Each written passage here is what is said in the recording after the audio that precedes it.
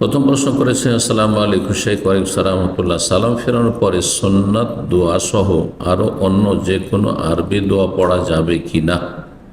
সালাম ফেরার পরের যে সময়টি রয়েছে সেটি জিকিরের সময়।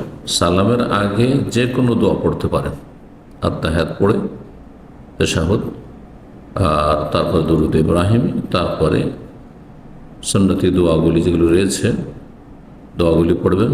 আল্লাহুম্মা ইন্নী আউযু বিকা মিন আযাবিল কবরে, কয়েকটি বিষয়ের ক্ষেত্রে আশ্রয় কামনা করা।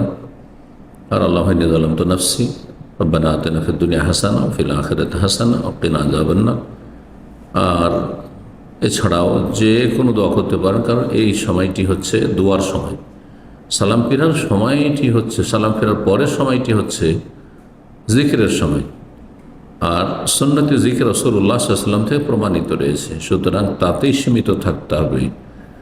তার অতিরিক্ত জিকিরের প্রয়োজন নেই। অতিরিক্ত জিকির যে কোনো সময় করতে পারেন আপনি, কিন্তু এখানে সুন্নতে জিকিরগুলি করবেন। আস্তাগফিরুল্লাহ আস্তাগফিরুল্লাহ আস্তাগফিরুল্লাহ, তারপরে আল্লাহুম্মা আনতা আসসালামু ওয়া মিনকা আসসালামু তাবারাকতা ইয়া যাল জালালি ওয়াল ইকরাম ইত্যাদি।